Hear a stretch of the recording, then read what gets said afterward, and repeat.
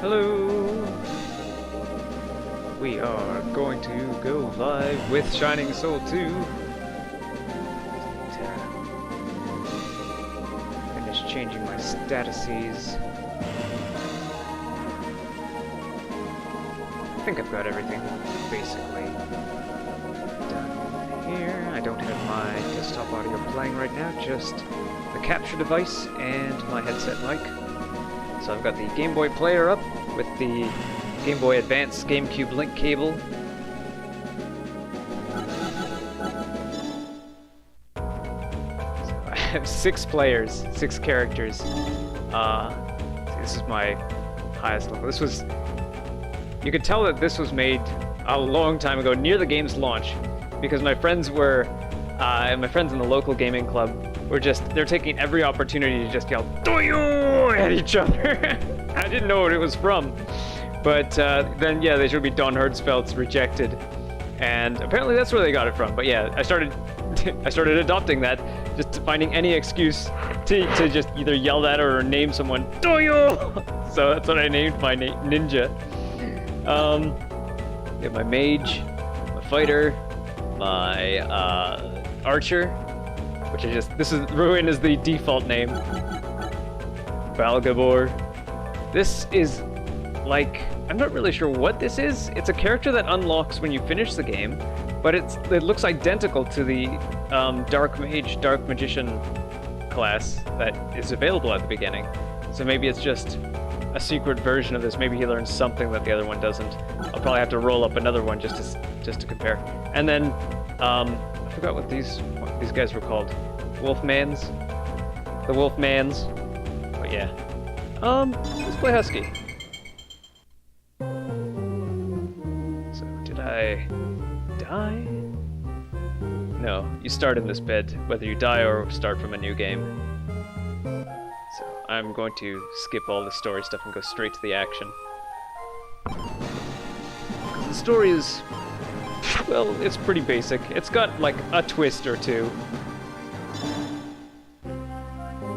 But it's mostly get into the danger areas and start battling monsters.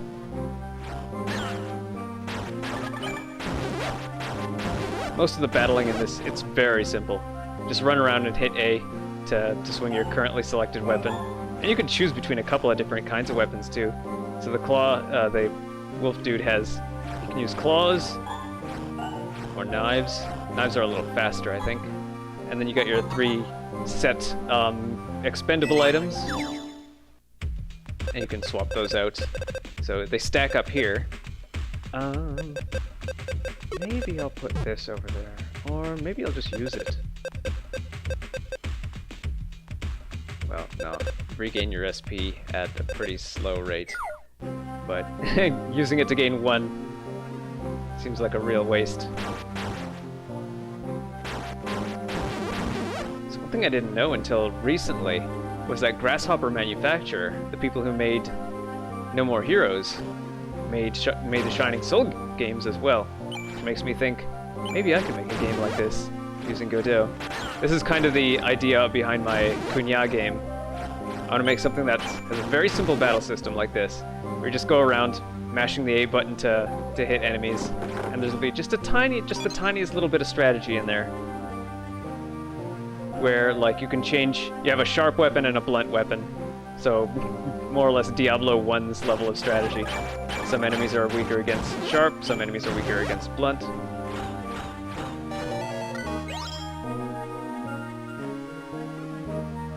And you can... if you have, like, a favorite weapon, you can level it up.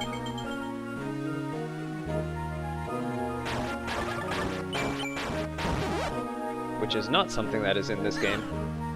Something that I want to implement anyway.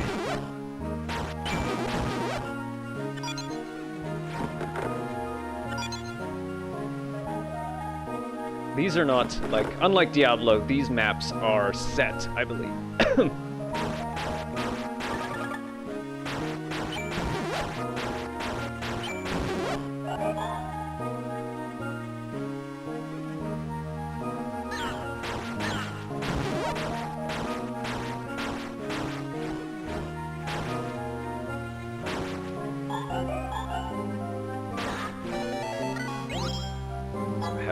some kind of adrenaline system going if I'm low on health.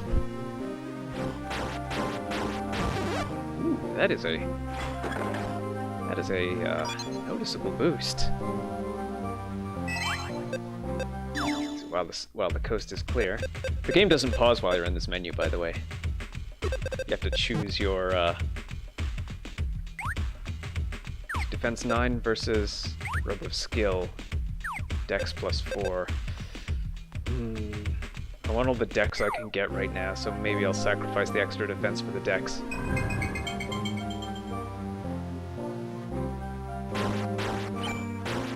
Yeah, at low levels you will miss a lot.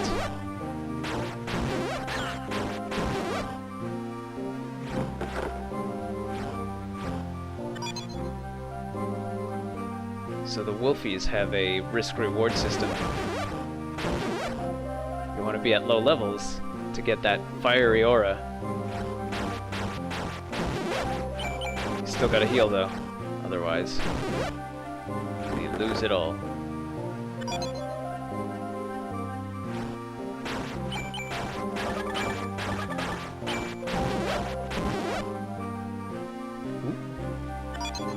Unidentified cape. These guys can attack through walls.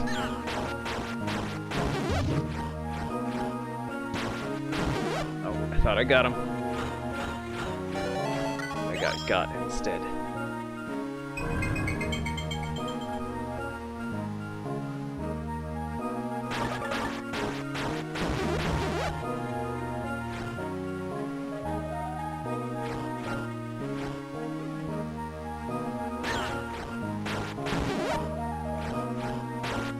We can stab these guys through the walls.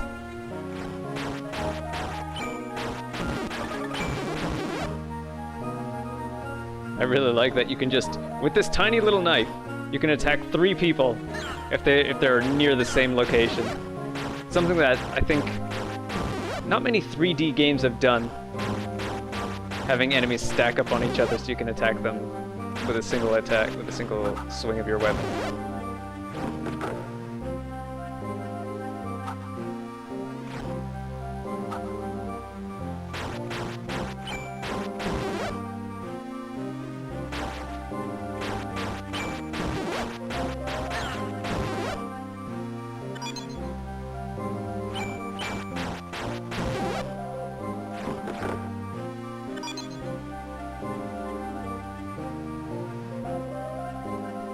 I should probably cash in that level up.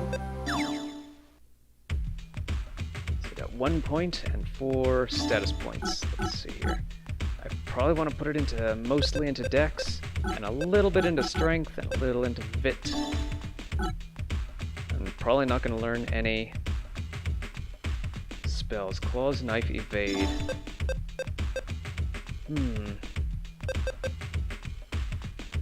Knife.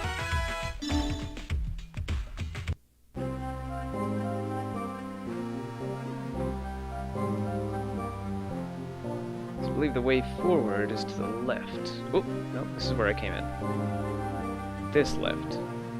Yeah, there's that door.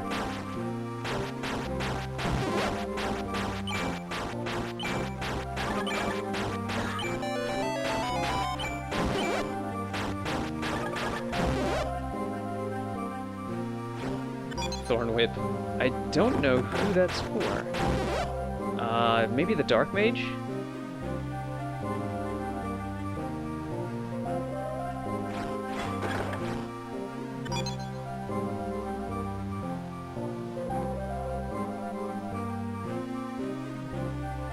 It's got Final Fantasy IV styled secret passages.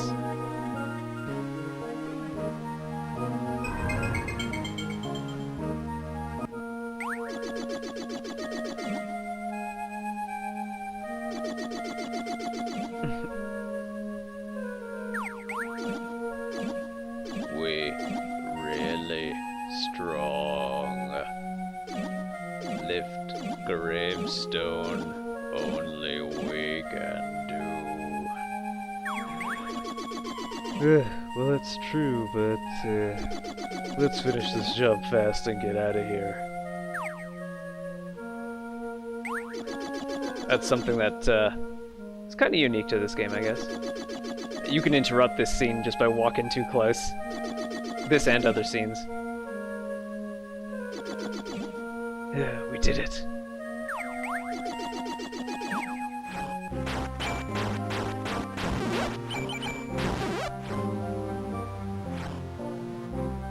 Broken Soul.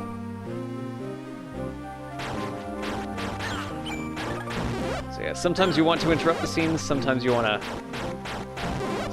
to wait. If you're in a hurry, then yeah, just go ahead and run ahead, because you could always try the scene again and see what happens if you wait. Oh right, I put a point into my knife skills. That means I have a charge attack now. That could be useful. So I have a spin attack with the knife.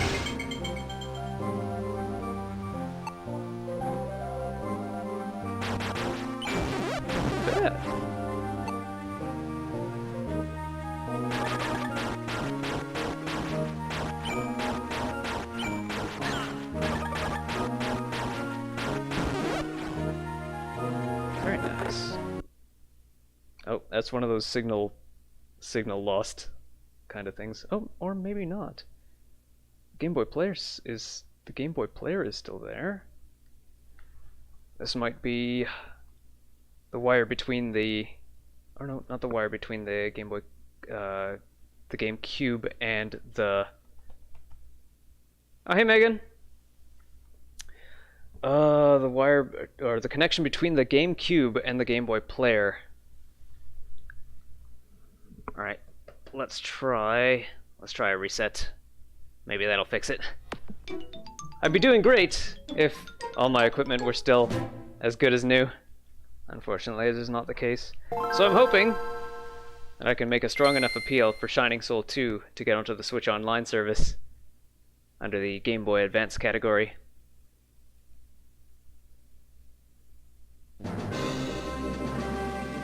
How are you doing?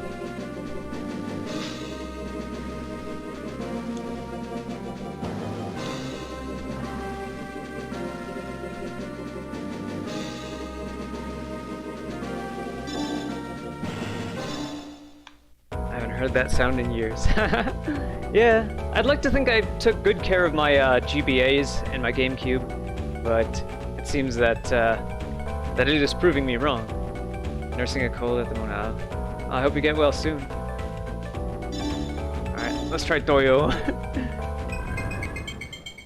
Doyo! So on the advanced, once you finish the main game, you unlock the advanced difficulty, and I don't know if I finished that or not. So let's see what dungeons are available to me now. So we've done this island, we've gotten across the ship, and we've got to possibly the Temple of Light. So after the ship, I believe, is the dry as heck desert, and then the cold as heck cave.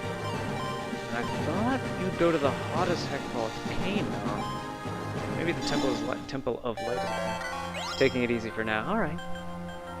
Sounds like a plan. Oh, the Temple of Light is where you mix items. Sacrifice 4 things. After sacrificing the items, seek my guidance. They may appear, they may not appear, but it is not a matter of luck, dependent on the laws of the universe. No, I don't want to mix anything right now. Did you get on Blue Sky? Yes, I did. I forgot to say I was going live on Blue Sky.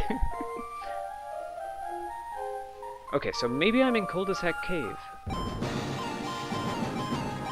I didn't realize that these names were just straight up dry as heck and cold as heck. I thought they were like dry a check and cold a check.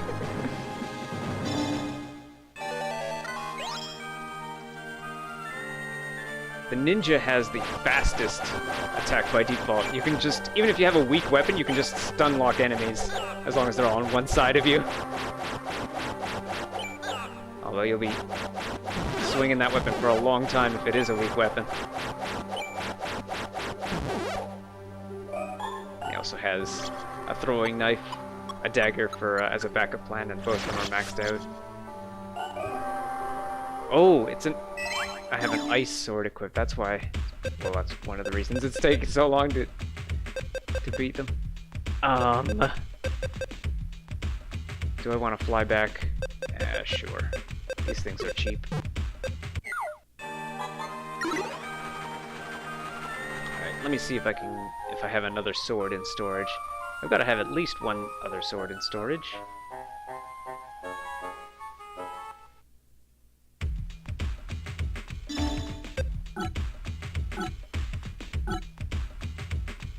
Nothing? Really? Did I drop a sword and die and leave it behind? Because I thought I had like a light sword in the first spot here. I guess I can at least try to buy. Ooh, some of these are actually quite good. Chrome blade. Require sword level 5. Require sword level 4. Alright, well, grab me one of these. Just to not have a, not have an ice weapon equipped.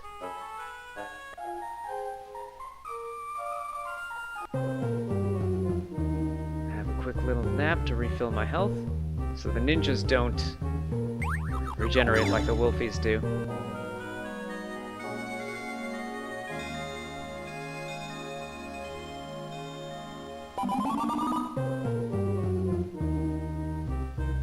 If you do die, there's a little secret where if you go through this left wall, you can find an angel wing here. So the angel wings are either cheap or free, depending on how you get them. But yeah, found and followed you on Blue Sky. Yay! I'll follow you back ASAP. Oh, right, I don't wanna, yeah. Nope, nah. Get back in there.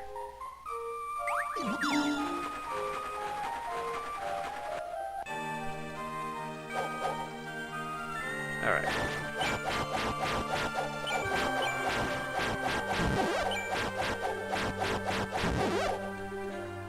Quickly posting a YouTube short to document some issues I'm having on it. Okay. Yeah, I've got a couple of shorts in, let's see, backlog isn't the right word. On the docket? On the to-do list. I want to cover the Mameda no Bakiru game that's been announced by Good Feel. It has a very strong Goemon kind of vibe. And I really want to see that get a localization. Much more than anything else that Good Feel has made.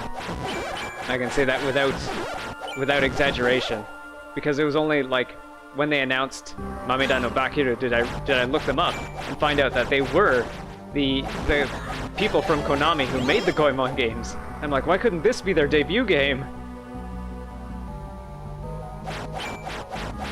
Maybe because, like, I could only guess that maybe if Mameda no Bakiru was their debut game, no one would want them to make anything else. No one would care about anything else they made.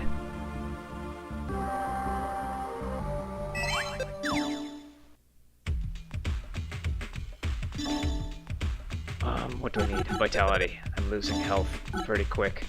And I got 3 points saved up. It looks like I want to max out the replace next. Debris, Shadow, and Speed are spells for the ninja, and yeah, I haven't put any points into spells for him. Sword, knife, and critical. I think one-hit wonders are important to consider in every industry. Yeah. I don't know if, like, Goemon wasn't a one-hit wonder, it was a series.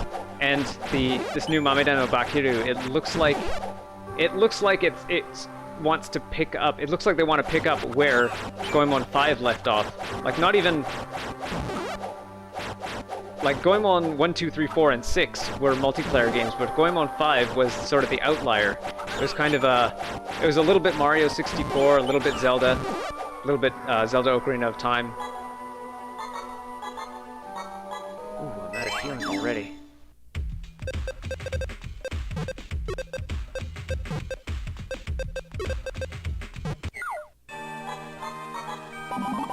The green leaves don't do anything for me anymore. Even Sinead O'Connor, R.I.P., was considered a one-hit wonder, even though her career continued on.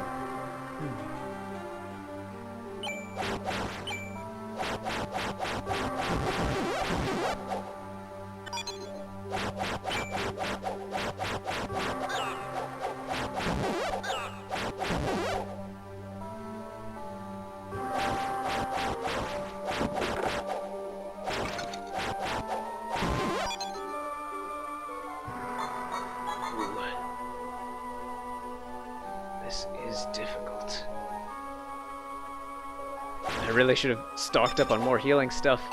What if I use that poison knife?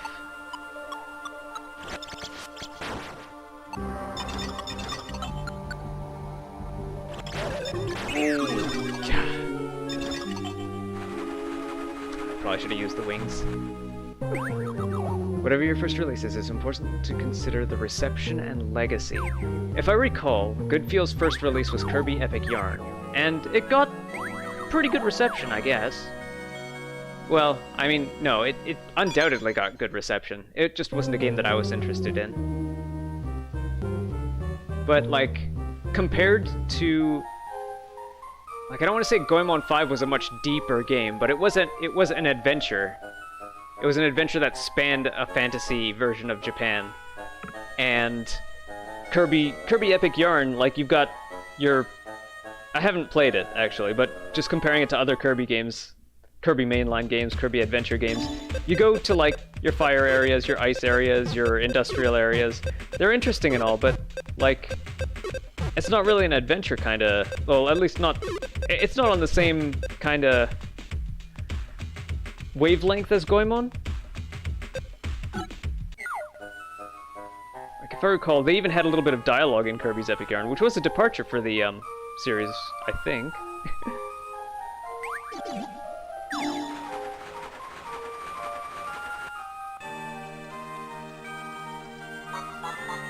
Like, all I could really say in favor of, like, Kirby Epic Yarn and Yoshi's Woolly World is that they do have more of a general appeal.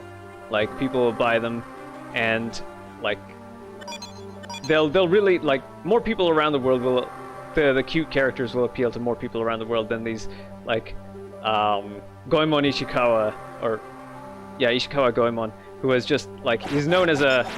For people who are really into Japan, or play a lot of Japanese video games, they might recognize that name. But, like, the wide audience that'll buy Kirby's Epic Yarn or Yoshi's Woolly World wouldn't care who Goemon is, wouldn't know or care who Goemon is. Or if they did, they'd say, why not just call him Robin Hood? Why not just make it a story about Robin Hood?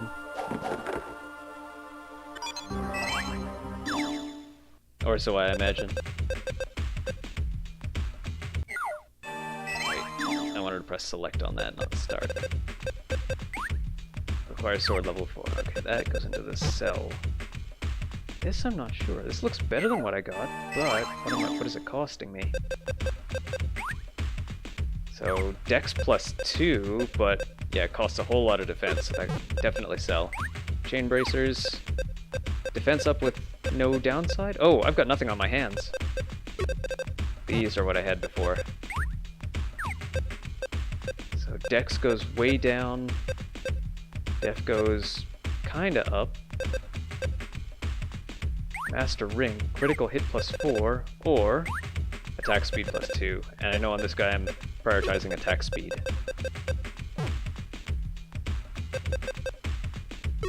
This goes into the cell fodder because I can't use it. These go into the maybe cell fodder. This looks good. What am I wearing right now? Ooh, Dex plus 12. Okay, so this cell. I should probably move my money into the lower right corner. It's usually how I like to organize my inventory.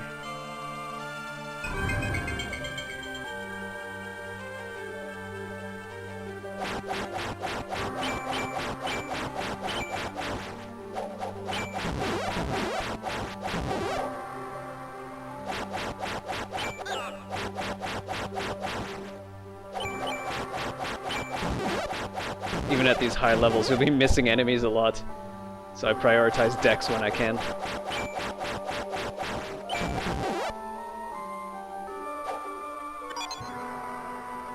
Magician's robe? Magician's manto. I'm pretty sure I can't use one of those. If I could, it wouldn't give me the stats I want. Whoa!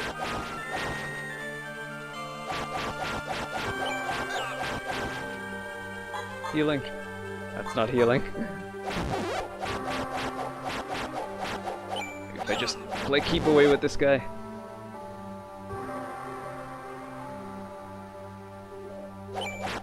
these guys again. Getting out of here before I make that mistake again. I actually got hit too. Alright, let's stock up on healing items and sell the self fodder.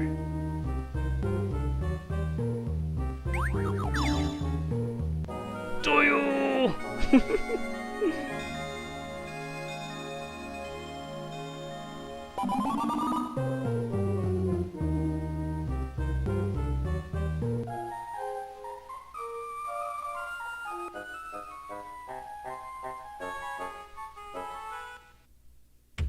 Identify first, then sell. I've got plenty of extra money to identify this stuff.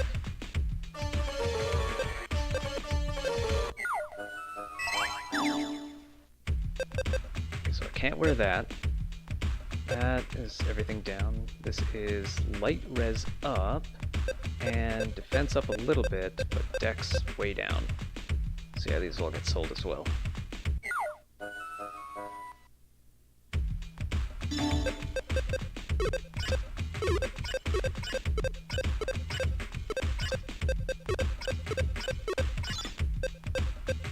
These are antidotes.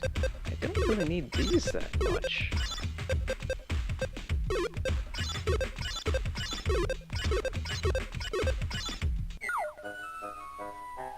I hope I won't be drinking all of my money. I feel like this had a similar difficulty curve to Phantasy Star Online 1 and 2, episodes 1 and 2, where if you try to get too far in the game without grinding levels, oh no, these guys don't flinch. That's why I needed something other than the sword. If you try to get too far in the game without grinding levels,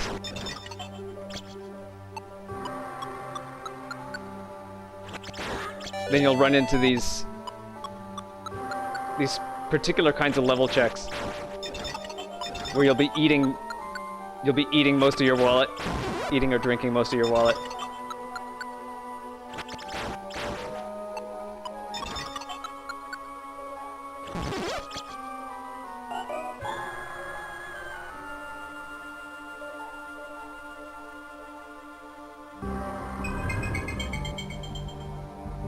Red.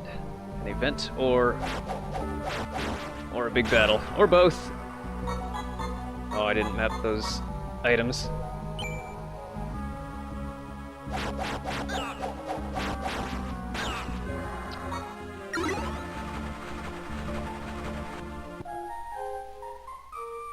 One of the rare action RPGs where you have to equip your consumables. Might as well have a free night at the inn while we're here.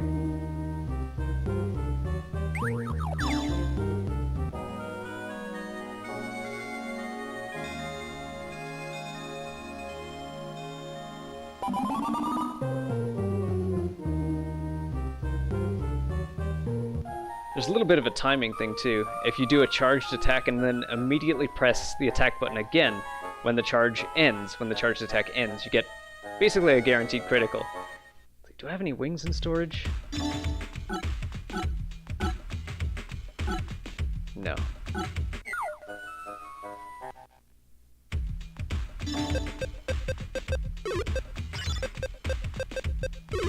Before I forget. Actually, why don't I just stash my cash?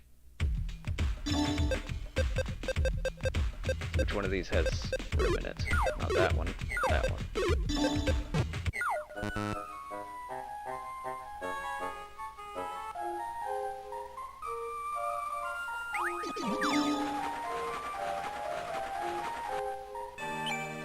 Whoa!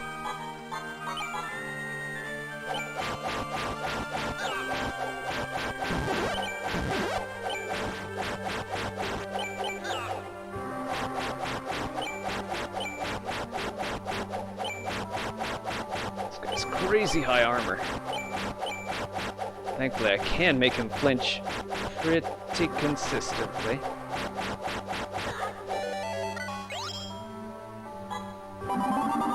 Celebratory drink.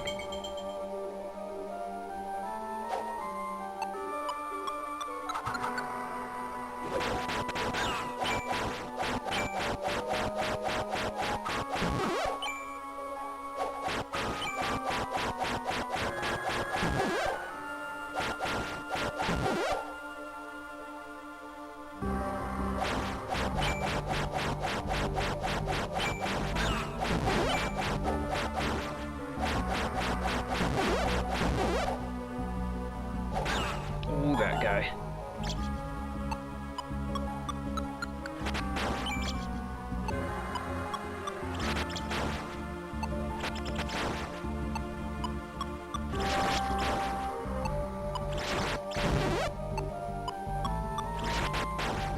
Ooh, actually knocked that guy back. That was surprising.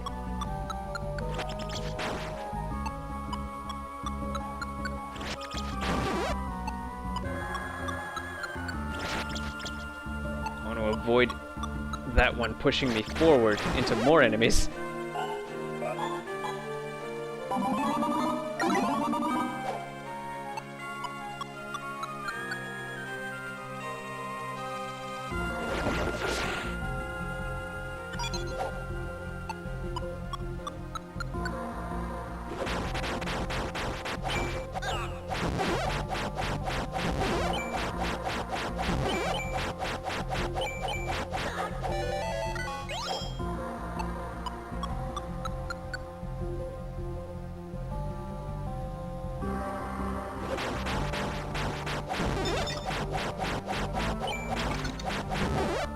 Slowed by cold.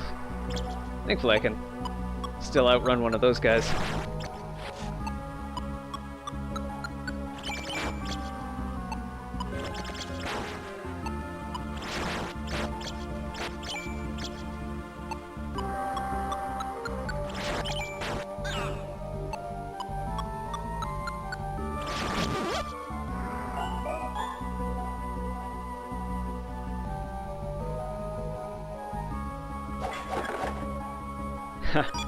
Just some cash.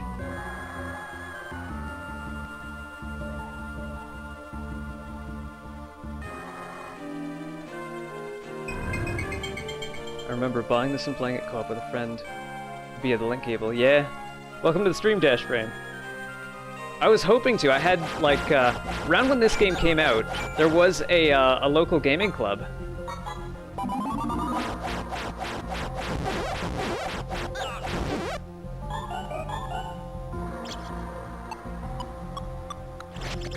But I couldn't even convince them to get, like, Advanced Guardian Heroes. I actually got two games just for myself, 2 copies for myself, so I could lend one out to someone else who had a GBA and wanted to play something in multi. I probably would have done so for this game as well, but there were only so many games that I could get multiple copies of.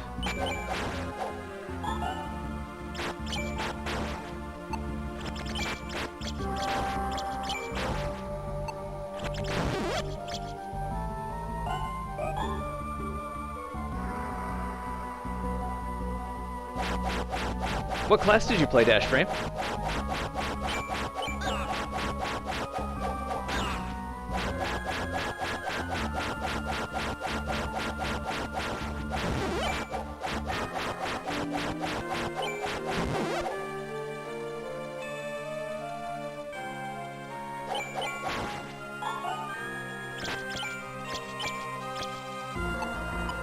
I think I was the archer and my friend was something melee based, so we had good synergy. That sounds good.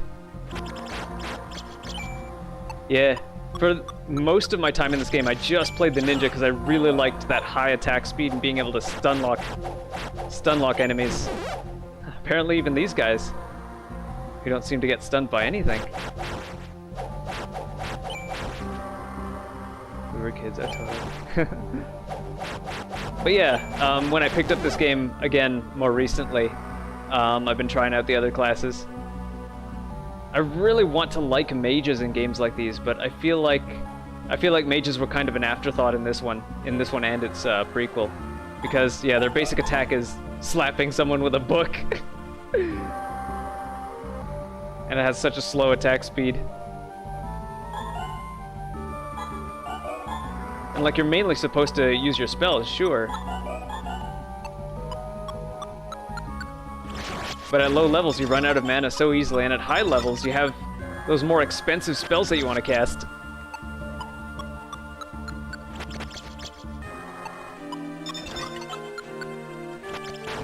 Oh. Ice again. Haven't been playing games lately, but I've been playing the guitar game. Not Guitar Hero, but a real acoustic guitar, huh?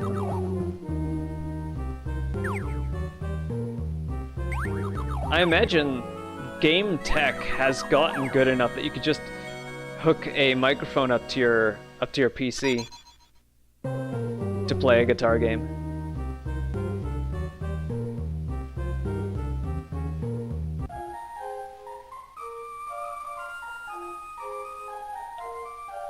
So while I'm here, I might as well stock up on stuff. Let's see, I have a wing. I need some more of that blue drink. Electric is next. Oh, an electric guitar is next on my wish list. Alright. Hope you make some good music. I've been dabbling in LMMS, which is a free... Give me a sec. I just realized I forgot to do something.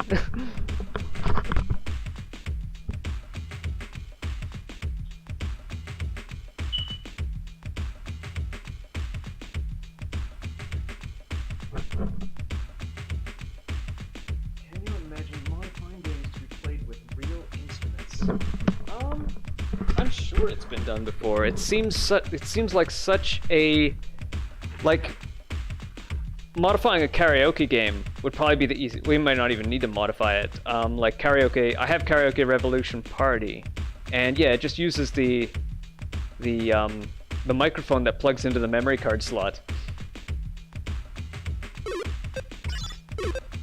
So like, all it does is detect the note you're singing, so you could probably use a guitar or any other instrument for that. It might even be good as a tuning tool.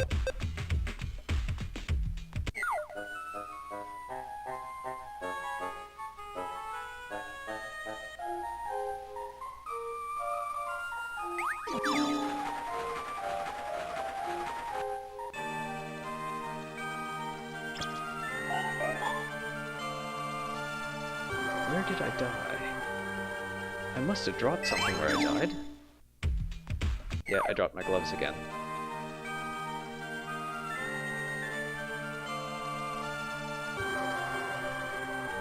There it is. You drop one piece of equipment and a little bit of your cash on hand.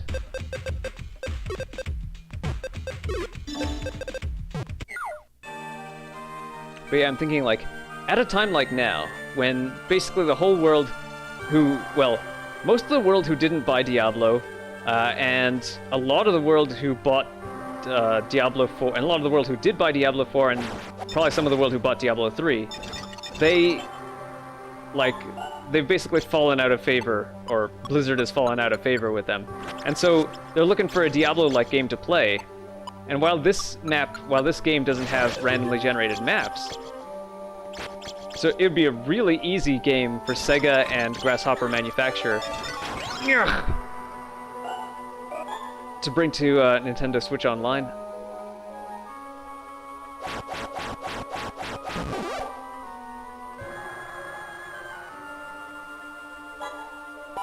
Man, those guys really hurt. I wonder if I just haven't been bringing up my ice resistance, or if it's just the difficulty of advanced mode. Or maybe I just really need to just find an opportunity to charge in and hit them. Slow down my movement, but not my attack speed. Okay. Got through that with minimal pain. Ice lizards. Or ice gators.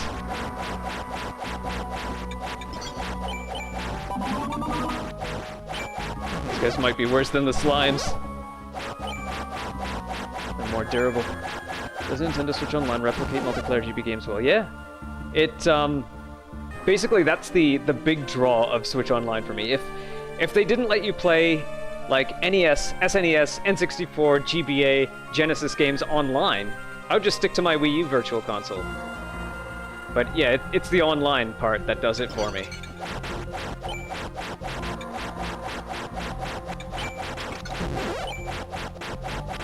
I think Butterfly and I even tested it out with using the feature where you have two different Mario games. You're playing two different Mario games But you could still link them up to play Mario Brothers together.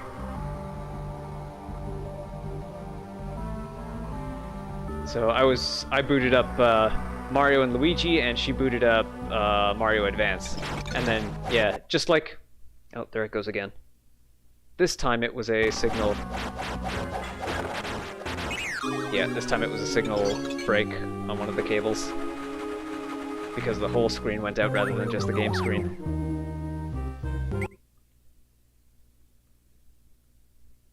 The larg. It might be a power... It might be a power thing too, because I'm using the capture device that I'm using, or the capture... the converter, the thing that converts the 3 color plugs into an HDMI signal, needs a USB-A power source, and I don't have a powered USB plug nearby, so I'm actually using my Switch as a USB power supplier. I still think Nintendo would benefit from adopting a Steam-style system. Well, the thing about Steam is a single platform that's made to work across a bunch of different computers, whereas Nintendo's platform is made to work really well on a single computer.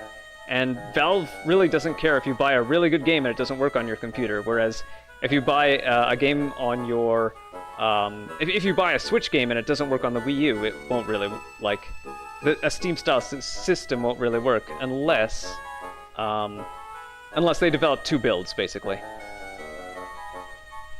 They did do something that I haven't seen anyone else do yet, and that is when you import this... I mean, they did this thing for the Switch specifically, and that is when you import a game, and that game later gets localized, the game will auto-translate, so you don't have to buy it twice.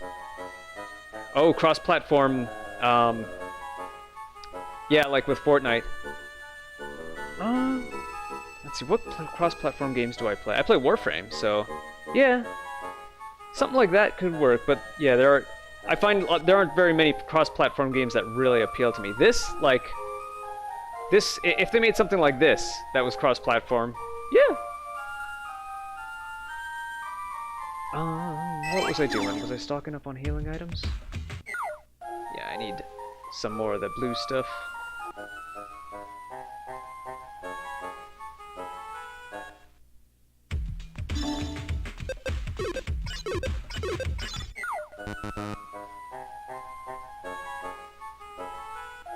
It seemed... I have a feeling, like, that it seemed like a feature that was ahead of its time, that you could buy stuff when you had money in your bank. That it would just take the money from the bank, rather than making you go all the way back and withdrawing it. Like, Diablo 1 would make you do that. I don't remember if Diablo 2 would as well. I don't think Diablo 2 did. Did I die on this screen? Or did I teleport out? What am I missing?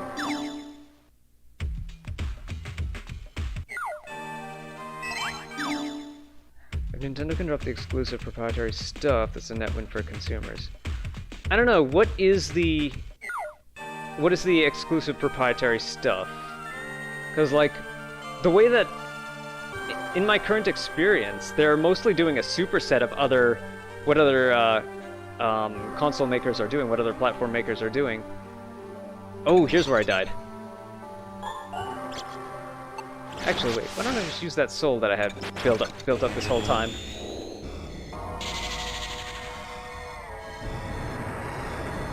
Like, I would say cross-platform would be much more appealing to me if other platforms would adopt stuff that Nintendo does, like the two-screen home console. The motion controls, well, they did adopt motion controls, and a touch panel. Allow the cross-platforming. Well, yeah, if you're a third-party developer, then yeah, you can cross-platform develop. Because yeah, we have Fortnite and Warframe on the Switch, and yeah, you can play with people on other platforms.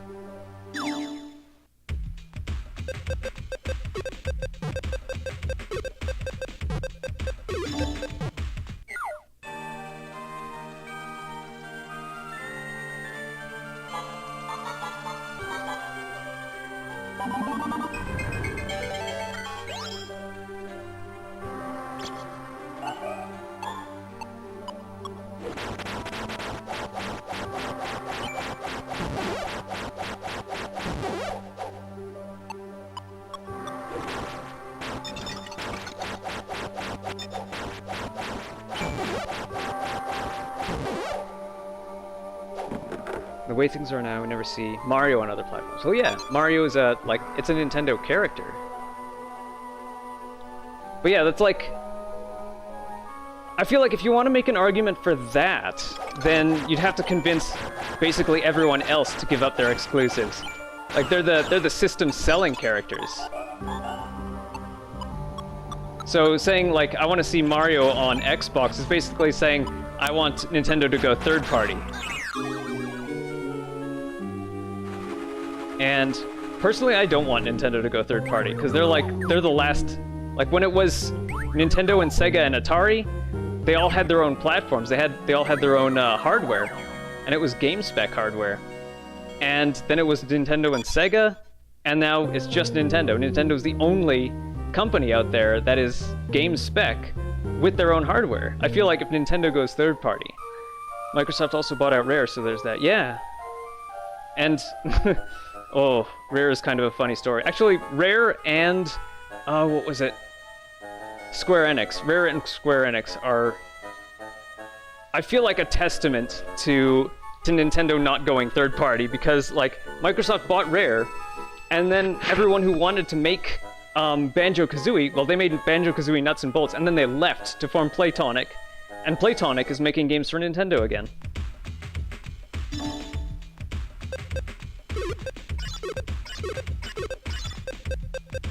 And then, yeah, with Square Enix, they returned their N64 development kit so they could make Final Fantasy for PlayStation. Well, not so they could do it, they just did it as a statement. But then, a whole bunch of them left, either to form Mistwalker, and they made the last story for the Wii, and that was kind of the last story Final Fantasy. It was the Final Fantasy team, including Final Fantasy creator Hironobu Sakaguchi. And, what else? The Xenogears team, when Tetsuya Nomura told them that their idea for Final Fantasy VII was too serious, they eventually left so that they could make the Xeno Saga and then Xenoblade games. And now they're Monolith Soft, and Monolith Soft and Intelligent Systems, I think, are among the biggest RPG developers in Japan right now, and Square Enix, like Final Fantasy 14, 15, 16, are kind of a mess. What is this? Chain bracers? Probably not for the ninja. Of light. Ooh, they give him everything. And dexterity. Wait, am I wearing gloves? I'm not wearing gloves. Did I pick up my stuff from when I last... Or was this what I was... No, I was wearing something that looked different.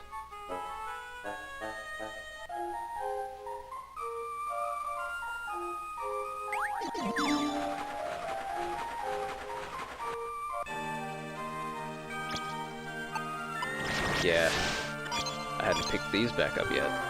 It looks like I lost my armor too. Unless this was it. Plate vest.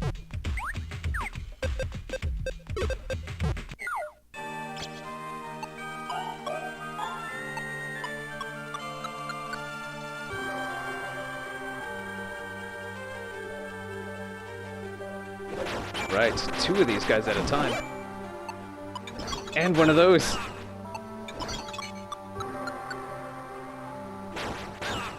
Oh.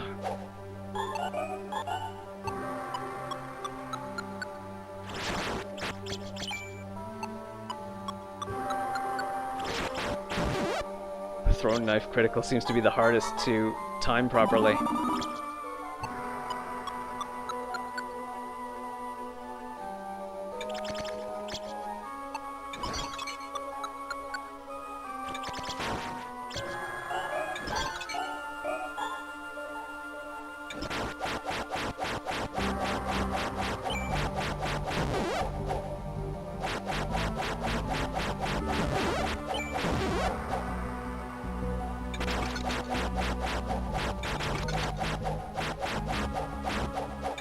Knockback is saving this guy.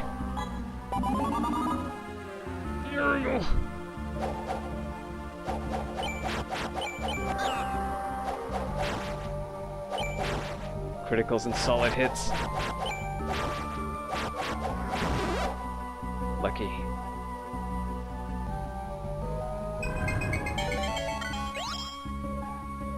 Yeah, this feels like I have to go back to Dry as Heck Desert and grind for levels there.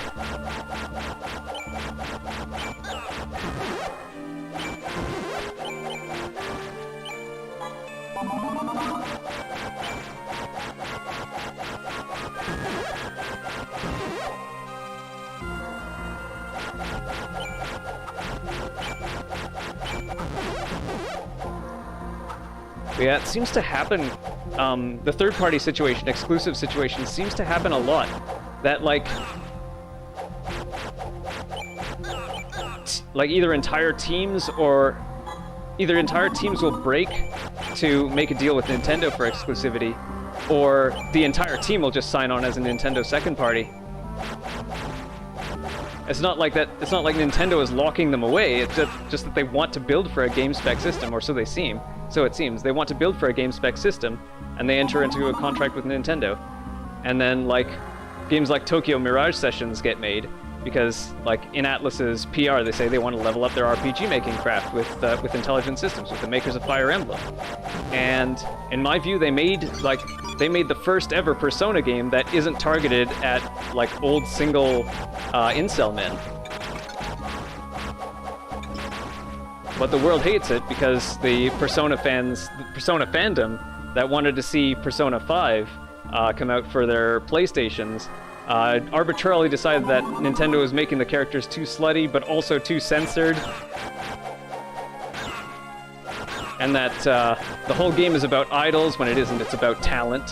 It's about harnessing your like either singing, like one of the main characters is a singing talent, one of them's an acting talent. And I find it to be a lot more feminist than previous Persona games as well. Because like you still play as the main, you still play as a high school aged male and presumably hetero lead. But now you don't have like your main, like one of your main goals isn't to just, you know, date someone, get someone into bed. And it's actually everyone else that's the main character because they have the talents that put them on the stage. You just kind of bring out those talents. So you play as a sidekick.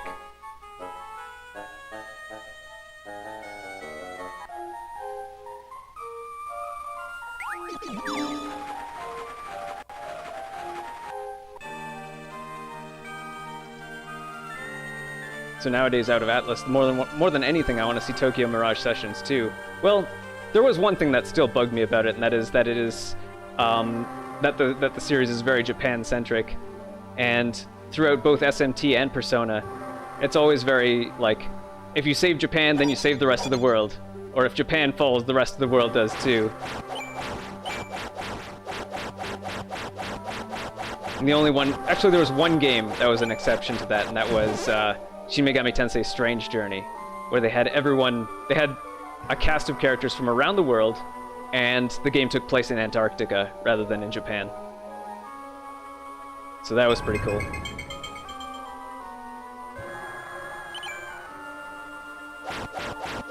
And they weren't teenagers. Sounds like Save the Cheerleader, Save the World. I'll have to look up that trope. But that might be exactly what bugs me about a lot of Atlus, and to some degree Falcom games as well. Falcom games don't take place in Japan, but they do largely take place with like 14 to 17-year-old protags. And I don't know, maybe that just bugs me more the older I get.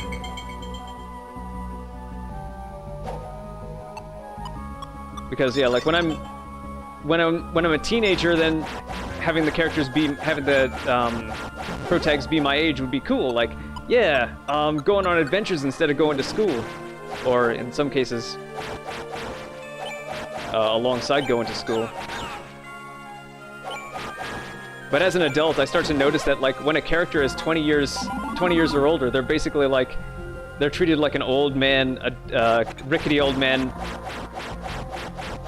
either 1 month away from retirement or who's already retired and complaining about the next generation or something like that.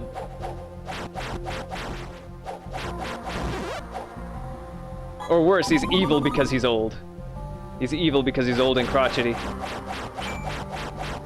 So he's turned evil in it, and the power of youth is needed to vanquish him. It's a reference to NBC's Heroes. Season 1 was fantastic. I don't recommend watching Season 200 because it was ruined from the last writer strike in 2000. Ah.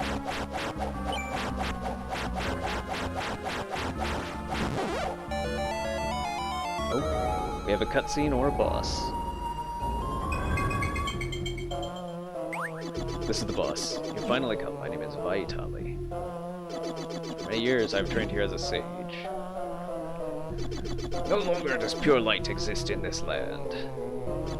Light and darkness have become intertwined, thus making their power impossible to command.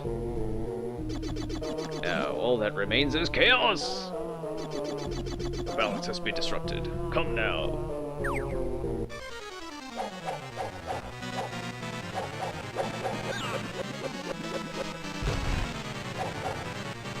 Oh, right, you have to take out the limbs first.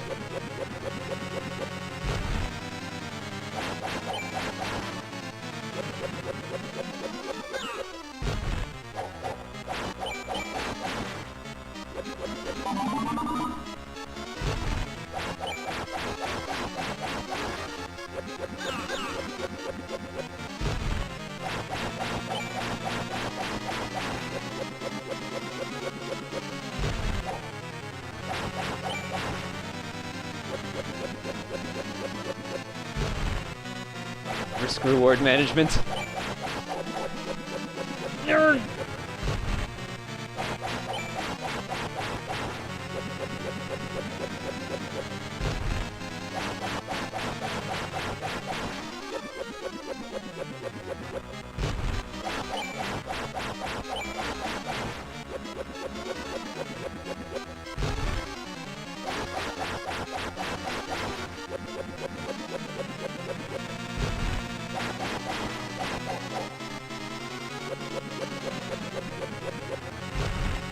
One quarter of the boss is gone.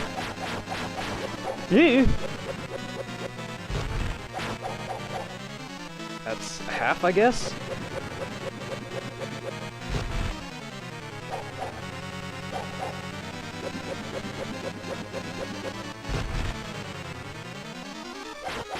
Oh, too risky to stay there. Am I out of healing? I'm out of healing.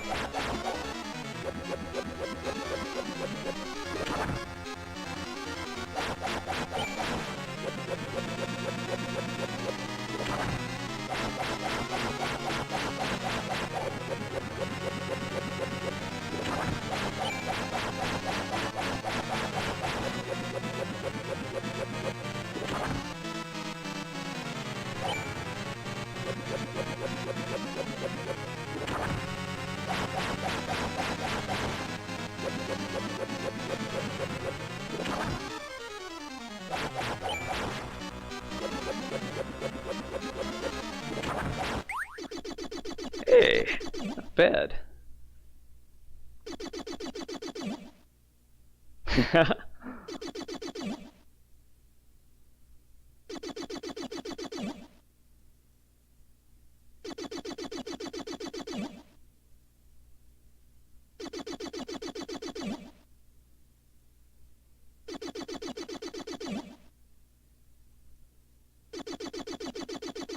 No match against your pure power. So power beats chaos, light beats dark, or, well, that's hard to say. If light beats dark in this world. I think at some point you move the world towards light, but then that becomes another problem. Not sure. It all has to do with that orb in the middle of that room. So the world is still dark.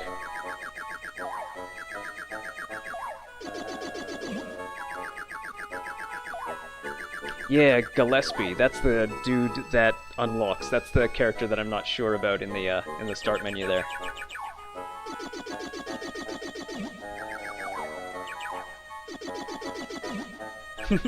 This suffers from the same problem that the first couple Shining Force games did, and that everybody has one expression. Everyone only has one face.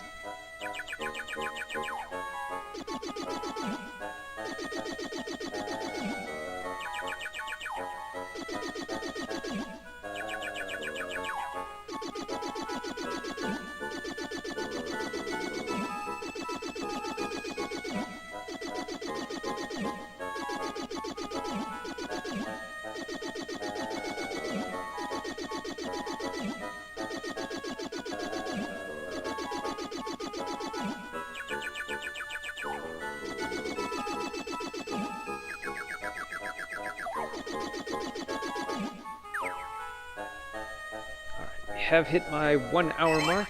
I'll save here. It's such a long save sequence, even though the save itself is so short. The save takes no time, but the dialogue takes 10 seconds to scroll through. So thank you for watching. Have a look at our Patreon link in the description. If you want to help us build our game studio, we'll be making more games like those we enjoy playing here for you. I also have an Artistry account if you'd like some 3D models made or some voice narration for your website or audiobook. It's just been me today. There's a giveaway going on that I need to do a drawing for. I probably should have done that today. I'll do it tomorrow. I know that Butterfly's going to be busy tomorrow as well, I believe. Even if she isn't. If she isn't busy, then I'll probably do it earlier tomorrow. Special thanks go out to Joshua J. Sloan, Zed Diggity, and Phoenix Astra for being my top Patreon supporters of all time so far.